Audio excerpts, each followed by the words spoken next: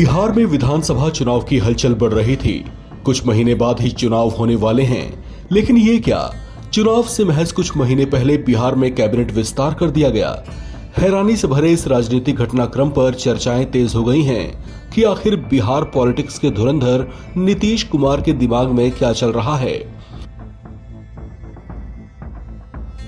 बिहार की राजनीतिक पिच पर बीजेपी के साथ मिलकर चुनाव में उतरने की तैयारी में लगी जेडीयू ने इस मंत्रिमंडल विस्तार के साथ चुनावी तैयारियों का आगाज कर दिया है। जी हां, सुनने में ये बात बेशक थोड़ी अटपटी लग सकती है, लेकिन बिहार की राजनीति में लंबा अनुभव रखने वाले नीतीश कुमार का सहयोगी दल बीजेपी के साथ मिलकर उठाया गया ये कदम दरअसल चुनाव की तैयारियों और जनता के मूड को अपने पक्ष में बनाए रखने की कोशिशों का ही हिस्सा है।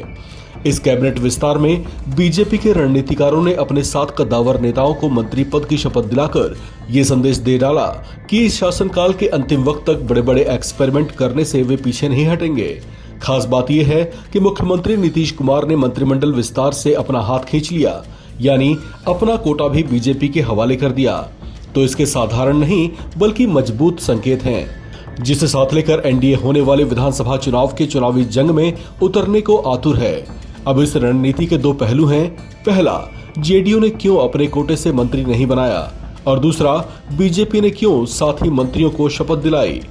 बीजेपी आगामी विधानसभा चुनाव में सोशल इंजीनियरिंग को दुरुस्त कर उतरने की रणनीति बना रही है। बीजेपी के मंत्रियों में कुर्मी समाज से कोई मंत्री नहीं था, इसलिए कृष्ण कुमार मंटू को मंत्री बनाया। सुशील कुमार के बाद मारवाड़ी से कोई मंत्री नहीं थे, इसलिए बीजेपी ने संजय सरावगी को मंत्री बनाया। तेली समाज से बीजेपी का कोई मंत्री नहीं था, इसलिए मोती प्रसाद को मंत्री बनाया गया।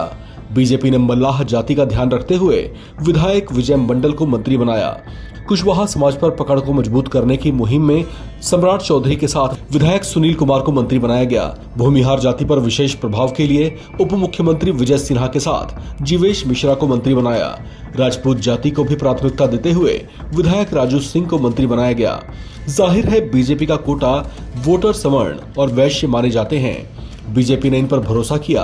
साथ ही साल 2020 के प्रारंभ में बीजेपी ने लवकुश समीकरण को दुरुस्त करने की जो पहल की थी, इसे इस मंत्रिमंडल में 2 मंत्री बनाकर अपने इरादे को पुष्ट भी किया। बीजेपी के राजनीतिक गलियारों में इस विस्तार को एक शुभ संकेत के रूप में देखा जा रहा है। संयोग ये हुआ कि हरियाणा और उत्तराखंड में एन चुनाव के कुछ पहले जब विस्तार किया गया था तो उन्हें जीत मिली थी। अब माना ही जा रहा है कि कुछ इसी तरह का एक्सपेरिमेंट बिहार में भी इस उम्मीद के साथ किया गया है कि यहाँ भी बीजेपी और जेडीयू के गठबंधन को जीत मिलेगी।